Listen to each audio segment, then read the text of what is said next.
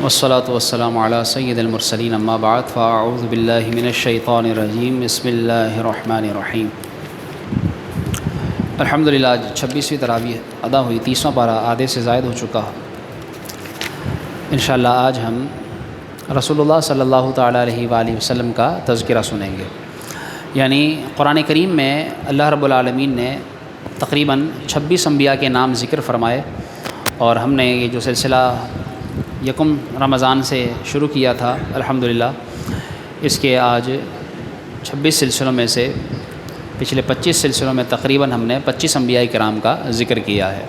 یعنی آپ نے تقریباً کئی انبیاء کا ذکر سنا، حضرت آدم علیہ السلام، حضرت نوح علیہ السلام، حضرت یوسف علیہ السلام، حضرت یعقوب علیہ السلام، حضرت ابراہیم علیہ السلام، حضرت لوط علیہ السلام، حضرت حضرت یحییٰ علیہ السلام، زکریا علیہ السلام، حضرت عیسیٰ علیہ السلام، حضرت موسیٰ علیہ السلام، پھر اس کے ساتھ ساتھ حضرت صالح علیہ السلام، حضرت ہود علیہ السلام۔ اس طرح ہم نے کئی انبیاء کا الحمدللہ تفصیل سے تذکرہ سنا ہے۔ آج رسول اللہ صلی اللہ علیہ وسلم کا تذکرہ سنتے ہیں۔ ویسے تو پورا قرآن ہی حضور کی شان ہے، اور کسی شاعر نے خوب کہا ہے کہ دساں کی میں مصطفیٰ دی کڈی سونی شان ہے، آپ دی تعریف وچ سارا ہی قرآن ہے، پڑھ کے تو ویکھ جیڑا مرضی سپارہ۔ کہ آپ کی شان میں تو ویسے پورا ہی قرآن اللہ نے نازل کیا ہے، اور علماء نے ثابت بھی کیا ہے، لکھا بھی ہے ایسا کہ آپ صلی اللہ علیہ وآلہ وسلم کی تعریف میں اللہ رب العالمین نے قرآن کریم نازل فرمایا، اور ہر پارے میں ہر سطر میں اللہ رب العالمین نے حضور صلی اللہ تعالیٰ علیہ وآلہ وسلم کی گویا تعریف بیان فرمائی ہے۔ سمجھنے والے سمجھے ہیں، انہوں نے بیان بھی کیا ہے۔ انشاءاللہ موقع ملتا رہا تو ہم سنتے بھی رہیں گے۔ انشاءاللہ ایک مقام سے آج حضور صلی اللہ علیہ وسلم کی شان ذکر کروں گا کہ جو سورہ فجر میں اللہ تعالیٰ نے بیان فرمائی، اس سے قبل پیارے نبی صلی اللہ تعالیٰ علیہ وآلہ وسلم سے متعلق اہم معلومات کچھ ذکر کرنا چاہتا ہوں۔ اول تو یاد رکھیے کہ نبی کریم صلی اللہ تعالیٰ علیہ وآلہ وسلم کا نسب، یعنی ہم نے سنا تھا حضرت اسماعیل علیہ السلام کے ذکر میں کہ آپ صلی اللہ علیہ وسلم حضرت اسماعیل کی اولاد میں سے ہیں، اور اسماعیل علیہ السلام سے لے کر اور نبی کریم صلی اللہ علیہ وسلم تک بیچ میں کوئی نبی اس نسل سے نہیں آیا۔ اسماعیل علیہ السلام کے بعد آپ ہی ان کی نسل سے نبی ہوئے، جبکہ جو دوسرے بھائی تھے حضرت اسماعیل علیہ السلام کے، حضرت ابراہیم علیہ السلام کے دوسرے بیٹے یعقوب اور اسحاق، تو اسحاق سے جو ہے وہ حضرت یعقوب علیہ السلام پیدا ہوئے، اور پھر ان کی نسل سے بنی اسرائیل اور جو ہے وہ انبیاء کا سلسلہ رہا حضرت عیسیٰ علیہ السلام تک، یہ سارے ان کی نسل سے ہوئے۔ لیکن اسماعیل علیہ السلام کے بعد حضور صلی اللہ علیہ وسلم تک بیچ میں کوئی نبی نہیں آیا، اور آپ کی نسل سے حضرت اسماعیل علیہ السلام سے ہی، یعنی آپ کی نسل سے حضور صلی اللہ علیہ وسلم تشریف فرما ہوئے، دنیا میں تشریف لائے۔ ایک تو یہ بات۔ دوسرا، آپ صلی اللہ علیہ وآلہ وسلم کا نسب علماء نے بیان کیا، خود نبی کریم صلی اللہ تعالیٰ علیہ وآلہ وسلم نے بھی اپنا نسب بیان فرمایا ہے، اور آپ صلی اللہ علیہ وسلم نے اپنے 21 داداؤں کے نام ذکر فرمائے ہیں، خود 21 دادوں کے نام۔ ہم میں سے کس کو شاید اپنے دادا کا نام تو پتہ ہوگا، اس کے بعد اوپر والے کا نام شاید پتہ نہ ہو، یا 2 دادوں کا نام پتہ ہوگا، تیسرے کا نہیں پتہ ہوگا، ایسا ہی ہے۔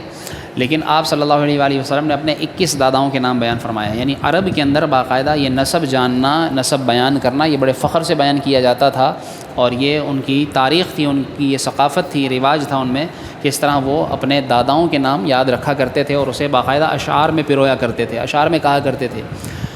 اس سے یہ بات معلوم ہوتی ہے کہ اول تو ہمیں اپنے بڑوں کو، بزرگوں کو یاد رکھنا چاہیے، خاص طور پر اپنے جو نسلی رشتہ دار ہیں، چاہے پھر وہ دادا دادی کی نسل سے ہوں، نانا نانی کی نسل سے ہوں، یا ویسے جو ہے وہ اپنے چچاؤں کا اور اپنی پھپھیوں کا اور ماموں اور خالہ وغیرہ کا ہمیں تذکرہ رکھنا چاہیے۔ آج کل جو ہے وہ اس زمانے میں رشتہ داریاں جو قطع ہو رہی ہیں، جو لوگ جو ہے وہ رشتہ داریوں سے دور ہوتے جا رہے ہیں، رسول اللہ صلی اللہ علیہ وسلم نے اس کی بڑی اہمیت بیان فرمائی ہے، اور آپ صلی اللہ تعالیٰ علیہ وآلہ وسلم نے اس طرح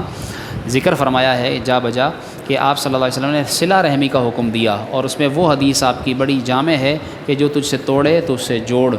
جو تجھے محروم کرے تو اسے عطا کر، جو تجھ پر ظلم کرے تو اسے معاف کر۔ یہ جو حدیث ہے یہ رشتہ داروں پر خاص طور پر جو ہے وہ سمجھ لیجئے ثابت آتی ہے، ان کے اوپر موافق آتی ہے کہ جو تجھے محروم کریں، بسا اوقات اپنے ہی رشتہ دار محروم کرتے ہیں، لیکن آپ نے فرمایا تم جو تجھے محروم کرے تم اسے عطا کرو، تم اسے دو۔ جو تم پر ظلم کرے، اپنے ہی رشتہ دار ظلم کرتے ہیں، اپنے ہی صلہ رحمی کرنے والے، اپنے ہی رشتہ دار، سگے خون کے رشتہ دار یا سسرالی رشتہ دار یا اور جو جڑتے ہیں انسان سے، وہی لوگ جو ہے وہ بسا اوقات انسان پر ظلم کرتے ہیں، تو آپ نے فرمایا کہ جو تجھ پر ظلم کرے اسے معاف کر۔ اور تیسری بات اہم، جو تجھ سے توڑے، آج کل جو ہے وہ یہ رشتے توڑنے کا سلسلہ بڑا عام ہے، جسے دیکھو جو ہے وہ کوئی بھائی سے، کوئی بہن سے، کوئی ماں باپ سے، کوئی اولاد سے، کوئی بیوی سے، کوئی ساس سسر سے، ہر اعتبار سے جو ہے نا کہیں نہ کہیں یہ سلسلہ رشتے توڑنے کا سلسلہ رہتا ہے۔ آپ نے فرمایا جو تجھ سے توڑے تجھ سے جوڑ۔ اب اس میں اپنی انا کو شامل ہے، اس نے میرے ساتھ ایسا کیا، اس نے میرے ساتھ ایسا کیا، اس چیز کو چھوڑ کر بس اللہ کی رضا کے لیے جو تجھ سے توڑے تجھ سے جوڑ، جو تجھے محروم کرے تو اسے عطا کر، جو تجھ پر ظلم کرے، انہوں نے ظلم کیا ہے، آپ اسے معاف کریں، اور معاف کر کے اللہ کی رضا کے لیے۔ ہاں کہیں کہیں کوئی ایسی شرعی وجوہات ضرور ہوتی ہیں کہ جہاں پر جو ہے وہ توڑنا بہتر ہوتا ہے، جیسے اگر کوئی شخص کسی کے رشتہ دار کافر ہیں تو ظاہر سی بات ہے وہاں ان سے رشتہ نہیں جوڑا جائے گا، ان سے رشتہ توڑنا ضروری ہے، کیونکہ رشتہ داری تب ضروری یعنی صحیح ہے کہ جب کہ ایمان کی رشتہ داری کے ساتھ ہو۔ اگر جو ہے وہ ایمان نہیں یعنی رشتہ دار کافر ہے تو پھر اس کے ساتھ کوئی صلہ رحمی، کوئی اس کے ساتھ جو ہے وہ رشتہ جوڑنے کا حکم نہیں۔ آپ صلی اللہ تعالی وسلم نے ایک تو اپنے نسب میں خاص طور پر جس طرح 21 داداؤں کا نام ذکر کیا، آپ صلی اللہ علیہ وسلم کی والدہ کا نام حضرت بی بی آمنہ رضی اللہ تعالی عنہ، اور آپ صلی اللہ تعالی علیہ وآلہ وسلم کی جس طرح والدہ کا نام آمنہ ہے، آپ صلی اللہ علیہ وسلم کی نانی جن کا نام برہ ہے، اور اس طرح حضور صلی اللہ علیہ وسلم نے اپنے یعنی والدہ کا نام بھی ذکر فرمایا اور اپنی نانی کا نام بھی ذکر فرمایا، تو آمنہ آپ کی والدہ اور آپ کی نانی حضرت برہ رضی اللہ تعالیٰ عنہ۔ یوں ہی حضور صلی اللہ تعالیٰ علیہ وسلم خود اکلوتے تھے، یعنی آپ کا اپنا کوئی بہن بھائی سگا نہیں تھا، کیونکہ حضرت آمنہ رضی اللہ تعالیٰ عنہ کا جب نکاح ہوا آپ کے حضور صلی اللہ علیہ وسلم کے والد سے یعنی حضرت عبداللہ سے، یعنی حضور صلی اللہ علیہ وسلم کے والد کا نام عبداللہ ہے، تو جب ان سے نکاح ہوا تو ان کا بھی پہلا نکاح تھا، ان کا بھی پہلا نکاح تھا، اور جب حضور صلی اللہ علیہ وسلم کی ولادت ہونے والی تھی تو آپ کی پیدائش سے پہلے ہی آپ کے والد کا انتقال ہو گیا تھا، اور اس وقت آپ جو ہے اپنی والدہ کے شکم میں تھے، یعنی ابھی پیدا نہیں ہوئے تھے، اور جب آپ پیدا ہوئے تو آپ صلی اللہ تعالیٰ علیہ وآلہ وسلم جو ہے 6 سال کے جب عمر کے تھے،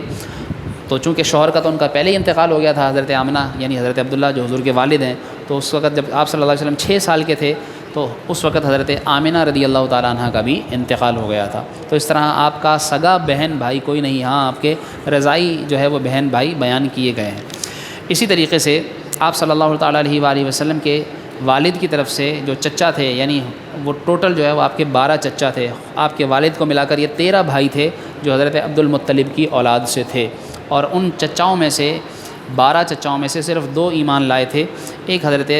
عباس رضی اللہ تعالیٰ عنہ اور دوسرے حضرت حمزہ رضی اللہ تعالیٰ عنہ، باقی جو ہے وہ 10 چچا وہ کافر رہے اور وہ کفر پر ہی ان کا انتقال ہوا، ان کے نام بھی علماء نے ذکر کیے ہیں۔ اسی طریقے سے آپ صلی اللہ تعالیٰ علیہ وسلم کی 6 پھوپھیاں تھیں،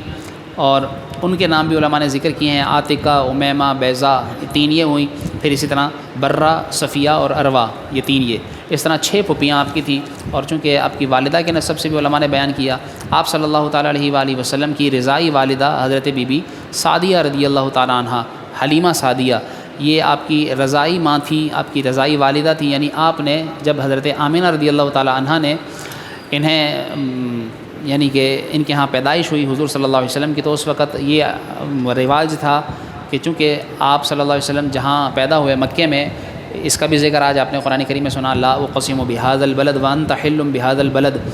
کہ اللہ تبارک و تعالیٰ نے مکہ شہر کی قسم ارشاد فرمائی، اور علماء فرماتے ہیں کہ دیکھیں یہ آیت بھی حضور صلی اللہ علیہ وسلم کی تعریف میں ہے کہ اللہ رب العالمین نے قسم مکہ، شہر مکہ کی قسم ارشاد فرمائی، کیوں فرمایا؟ کوئی اور وجہ نہیں کہ اس میں کعبہ ہے، کوئی اور وجہ نہیں کہ اس میں زمزم بہتا ہے، یا کوئی اور وجہ نہیں کہ اس کے اندر جو ہے وہ صفا مروہ کی پہاڑیاں ہیں اور وہاں لوگ حج کرنے آتے ہیں، نہیں، بلکہ فرمایا وَأَنْتَ حِلٌّ بِهَذَا الْبَلَدِ، اے نبی آپ اس میں تشریف فرما ہیں، اس لیے میں اس شہر مکہ کی قسم ارشاد فرما رہا ہوں۔ تو یہ بھی حضور صلی اللہ علیہ وسلم کی شان ہے کہ اللہ تعالیٰ نے آپ کے جہاں شہر کی قسم ذکر فرمائی، تو آپ اندازہ کیجئے کہ اس حضور صلی اللہ علیہ وسلم کی کیا اپنی شان ہوگی کہ اللہ تعالیٰ یعنی کہ قسم اس کی کھائی جاتی ہے، جس طرح ہم بسا اوقات اپنی ماں کی قسم کھاتے ہیں، کیوں؟ ہمیں ایسا نہیں کہ ہمیں ماں سے نفرت ہوتی ہے تو ہم قسم کھاتے ہیں، نہیں، ماں سے محبت ہوتی ہے کہ ہمیں وہ سب سے زیادہ پیارا، بسا اوقات لوگ اپنے بچوں کی، مجھے اپنے بچوں کی قسم، جب بالکل اپنی ذات پر بات آ جائے تو انسان جو ہے جذبات میں ہو کر قسم کھائے گا کس چیز کی؟ سب سے اپنی پیاری چیز کی، جو اسے سب سے پیاری ہوگی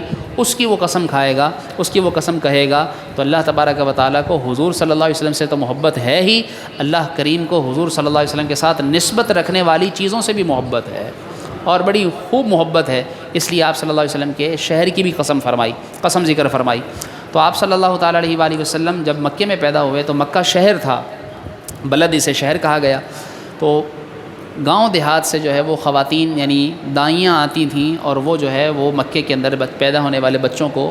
رضاعت کے لیے لے جاتی تھیں، انہیں دودھ پلانے کے لیے، اور پھر جو ہے وہ انہیں سال 2 سال 3 سال جو بھی جتنا عرصہ وہ دودھ پلواتی ان کی مائیں بچوں کی، تو اتنے عرصے اپنے پاس رکھتیں، اور اس کے بعد وہ انہیں چھوڑ جاتی تھیں، اور اس کے بدلے انہیں اجرت ملتی تھی۔ اور چونکہ وہ گاؤں دیہات سے آنے والیاں غربت کی زندگیاں گزارتی تھیں، تو ان کا ایک کمائی کا ذریعہ یہ بھی تھا۔ تو آپ صلی اللہ تعالیٰ علیہ وآلہ وسلم، یہ ربیع الاول میں انشاءاللہ ہم سنیں گے کس طرح حلیمہ سعدیہ رضی اللہ تعالیٰ عنہ کو حضور صلی اللہ تعالیٰ علیہ وآلہ وسلم دیے گئے، لیکن اتنا یاد رکھیے کہ اللہ کریم نے بی بی سعدیہ حلیمہ سعدیہ رضی اللہ تعالیٰ عنہ کے ذریعے آپ صلی اللہ تعالیٰ علیہ وآلہ وسلم کو گویا کہ دودھ پلوایا، اور اس طرح پھر جو حلیمہ سعدیہ رضی اللہ تعالیٰ عنہ کے دوسرے بچے تھے، ایک تھی شیمہ اور ایک تھے حارث، تو یہ دو جو ہے وہ آپ کے رضائی بھائی۔ آپ صلی اللہ تعالیٰ علیہ وآلہ وسلم کی یہ شان بھی علماء نے بیان فرمائی کہ آپ صلی اللہ تعالیٰ علیہ وسلم بی بی حلیمہ سعدیہ رضی اللہ تعالیٰ عنہ کے ایک پستان سے دودھ پیا کرتے تھے، دوسرے پستان سے جب وہ دودھ پلاتی تھی تو نہیں پیتے تھے۔ علماء لکھتے ہیں کہ وہاں پر بھی آپ صلی اللہ تعالیٰ علیہ وسلم نے اپنے رضائی بھائی کا خیال رکھا کہ ایک جو ہے وہ میرے حصے کا ہے دودھ، تو دوسرا دودھ جو ہے وہ میرے بھائی کا حصے کا ہے۔ تو وہاں پر یعنی آپ نے بچپن میں بھی دیکھیے کس طرح جو ہے وہ کیسا انصاف کیا کہ کسی کا حق جو ہے وہ نہیں دبایا، کسی کا حق نہیں مارا۔ یعنی ایک طرح سے علماء نے بیان کیا کہ آپ صلی اللہ علیہ وسلم کی شان ہے کہ آپ بچپن میں بھی جو ہے وہ انصاف کریں، اور ہم جو ہے وہ بڑھاپے میں بھی جو ہے وہ بے انصافی کریں، تو ہمیں یہ زیبا نہیں دیتا، ہمیں یہ لائق نہیں، بلکہ ہمارے مناسب یہ ہے کہ ہم ہر حال میں انصاف کریں، جس کے ساتھ جس کا حق دینا ہو اس کو اس کا حق دیں۔ آپ صلی اللہ علیہ وسلم کی ہمیں سیرت یہ سکھاتی ہے۔ آپ صلی اللہ تعالیٰ علیہ وآلہ وسلم کو جب 2 سال تک دودھ پلانے کے لیے بی بی حلیمہ سعدیہ رضی اللہ تعالیٰ عنہ لے گئیں، تو کتابوں میں آتا ہے کہ حلیمہ سعدیہ جب آپ کو واپس دے گئیں اور اس کے بعد آپ اپنی والدہ کی پرورش میں رہے، پھر ایک عرصہ گزر گیا اور آپ صلی اللہ علیہ وسلم اپنے صحابہ کے درمیان تھے، یعنی آپ نے اعلان نبوت کیا،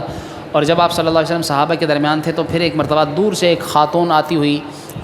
بزرگ خاتون، بوڑھی خاتون آتی ہوئی جب آپ کو نظر آئیں تو آپ صلی اللہ علیہ وسلم نے انہیں دیکھا، اور دیکھ کر آپ کھڑے ہو گئے، اور بعض روایتوں میں یہ تذکرہ کہ آپ نے اپنی چادر بچھا دی، اور جب چادر بچھائی تو صحابہ کرام علیہم رضوان حیران کہ آپ صلی اللہ علیہ وسلم کس کے لیے کھڑے ہو رہے ہیں، اتنا کون سی احترام۔ جب وہ خاتون آئیں، ان کو بٹھایا، ان کے ساتھ اچھے سے بات کی، انہوں بڑے اکرام کے ساتھ بٹھا کر بات چیت کر کے ان کو رخصت کیا، اور رخصت کرانے کے بعد جب صحابہ نے پوچھا یا رسول اللہ کون تھی یہ ذی شان عورت کہ جس کے لیے آپ کھڑے ہو گئے، اور آپ کھڑے ہونے کے بعد آپ نے ان کو اپنی چادر پر بٹھایا، اتنا احترام اتنا عزت کس کی؟ تو آپ صلی اللہ علیہ وسلم نے فرمایا کہ یہ میری وہ ماں ہے جس کے سینے سے اللہ نے مجھے دودھ عطا فرمایا تھا،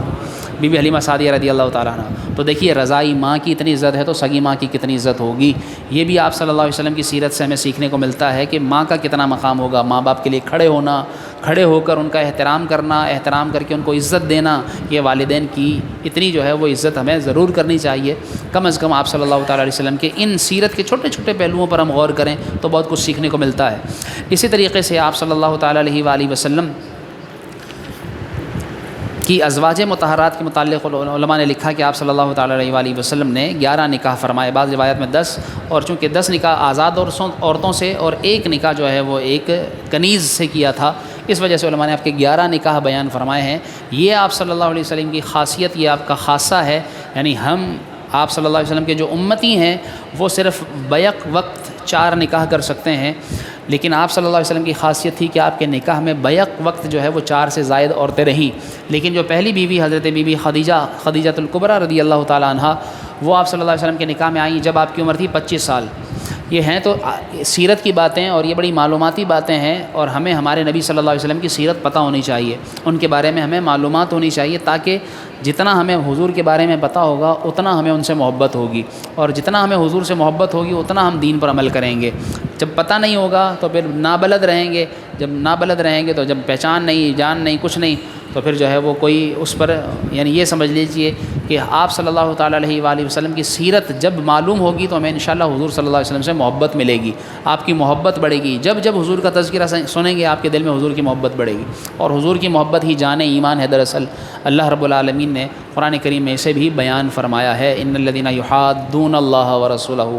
کہ بے شک وہ لوگ جو اللہ اور اس کے رسول سے محبت کرتے ہیں۔ تو اس طرح اللہ نے حضور صلی اللہ علیہ وسلم کی محبت کا بھی قرآن کریم میں ذکر فرمایا، قل ان کنتم تحبون اللہ فاتبعونی یحببکم اللہ۔ بہت ساری آیتیں قرآن میں نے جیسا کیا عرض کیا کہ پورا حضور کی تعریف سے بھرا ہوا ہے، اسے جہاں جہاں سے اٹھا کر پڑھیں گے آپ کو اللہ کے نبی صلی اللہ علیہ وسلم کی شان نظر آئے گی۔ الغرض آپ کی ازواج میں سے بی بی خدیجہ کے ساتھ آپ کا نکاح 25 سال کی عمر میں ہوا، اس وقت یہ آپ سے 15 سال بڑی تھیں، اور اس وقت جو ہے وہ 15 سال بڑی ہونے کے باوجود، یعنی یہ شادی شدہ تھیں پہلے سے، ان کے شوہر کا انتقال ہو گیا، اس کے بعد ان کی اولاد بھی تھی، لیکن جب آپ صلی اللہ علیہ وسلم سے نکاح 15 سال سے بڑی تھی ہونے کے باوجود آپ کنوارے، اور یہ جو ہے وہ سیبہ تھیں۔ آپ صلی اللہ علیہ وسلم کا ان کے سے نکاح ہوا، پھر 25 سال ان کے ساتھ رہے۔ آپ صلی اللہ علیہ وسلم کی جب عمر 50 سال کی ہو گئی، اور اس وقت ان کی عمر جو ہے وہ 65 سال ہو گئی حضرت بی بی خدیجہ الکبریٰ کی، جب ان کا انتقال ہوا اس کے بعد آپ نے جتنے نکاح کیے وہ ان کے بعد کیے، ان کے ہوتے ہوئے آپ صلی اللہ تعالیٰ علیہ وآلہ وسلم نے کوئی نکاح نہیں فرمایا، اور انہی سے جتنی اولاد پیدا ہوئی آپ صلی اللہ تعالیٰ علیہ وسلم کی، سوائے ایک بیٹے حضرت ابراہیم کے،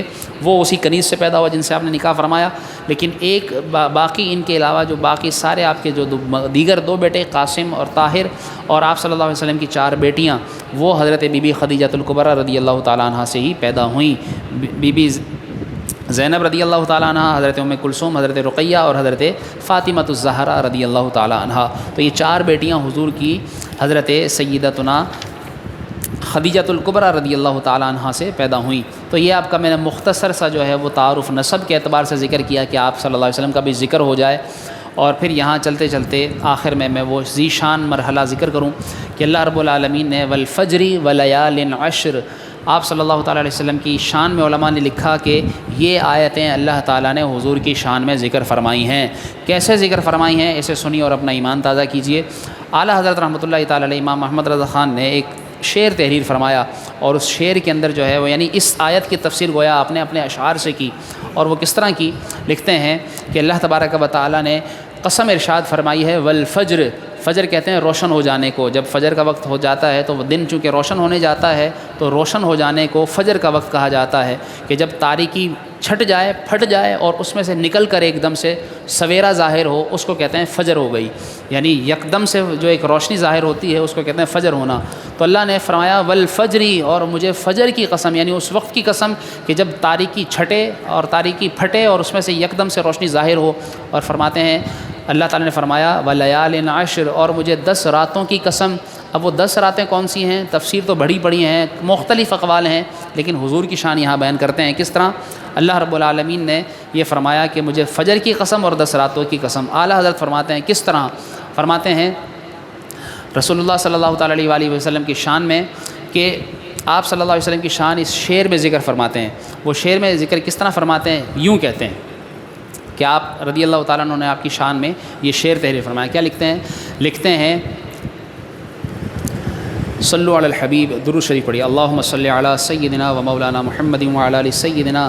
و مولانا محمد وبارک وسلم وصلی علیہ۔ فرماتے ہیں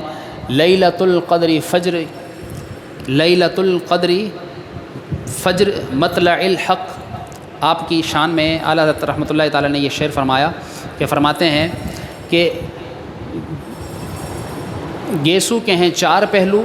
اور 2 شب برات اور شب قدر، یعنی آپ صلی اللہ تعالیٰ علیہ وسلم کے متعلق فرماتے ہیں کہ 10 راتیں آپ صلی اللہ تعالیٰ علیہ وآلہ وسلم کے چہرے کے ارد گرد جگمگا رہی ہیں۔ وہ کس طرح جگمگا رہی ہیں؟ اس شعر میں آپ فرماتے ہیں، کہتے ہیں کہ شب زلف لحیا و شارب رخ روشن دن، لحیا و شارب رخ روشن دن،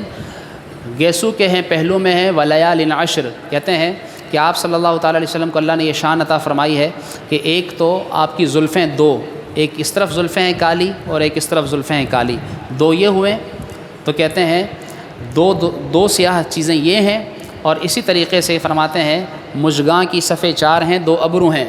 مژگاں کی صفیں 4 ہیں، 2 ابرو ہیں، یعنی 4 یہ پلکیں، 2 یہ اوپر نیچے کی 2 پلکیں، اور 2 اتنا اوپر نیچے کی 2 پلکیں، تو 2 یہ 4 اور 2 یہ 6۔ اور فرماتے ہیں شب لحیا و شارب رخ روشن دن،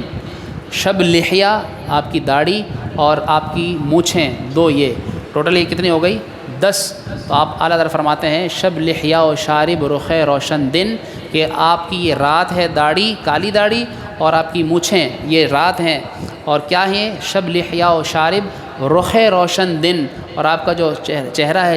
جگمگاتا ہوا، روشن روشن چمکتا ہوا، تو کہتے ہیں کہ یہ ایسا چہرہ ہے کہ جیسے فجر کی طرح آپ کا چہرہ تاریکی میں سے روشن ہو رہا ہے۔ شب لحیہ و شارب ہے رخ روشن دن،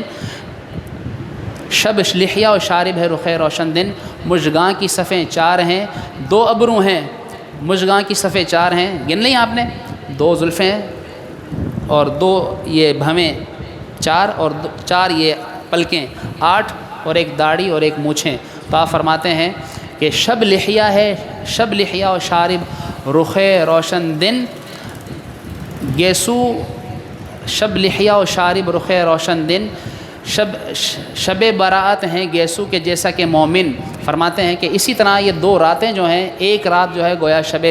برات کی طرح ہے، اور ایک جو ہے وہ زلفیں ایسی رات ہے کہ گویا کہ یہ شب قدر کی طرح ہے۔ تو فرماتے ہیں اس طرح ہے کہ مژگاں کی صفیں 4 ہیں، 2 ابرو ہیں، والفجر کے پہلو میں ہیں، ولیال عشر، کہ دیکھو اللہ تبارک و تعالی جو ایک روشن چیز کی اور 10 کالی راتوں کی قسم ارشاد فرما رہا ہے، تو وہ کوئی اور چیز نہیں بلکہ ایک چہرہ روشن حضور کا ہے، اور حضور کے چہرے کے گرد یہ 10 کالی کالی چیزیں ہیں، اللہ تبارک و تعالی ان کی قسم ارشاد فرما رہا ہے۔ اور یوں اللہ تبارک و تعالی نے فرمایا والفجر ولیال عشر، کہ مجھے روشن چہرے کی قسم اور مجھے 10 کالی راتوں کی۔ تو روشن چہرے سے، روشن چیزوں فجر سے مراد حضور کا چہرہ ہے، اور 10 کالی چیزوں سے حضور کے چہرے کے ارد گرد اگنے والے 10 طرح کے یہ بال ہیں، تو اللہ تعالیٰ نے ان کی قسم ارشاد فرمائی ہے۔ تو دیکھیے حضور صلی اللہ علیہ وسلم کی کیسی شان ہے، کیسا اللہ تعالیٰ نے حضور علیہ السلام کو مقام عطا فرمایا ہے، علماء نے، سمجھنے والوں نے سمجھا ہے۔ تو الغرض حضور صلی اللہ علیہ وسلم کی شان تو سمجھنے کے لیے قرآن کی ہر آیت موجود ہے، سمجھی جائے تو، سمجھا جائے، سمجھایا جائے تو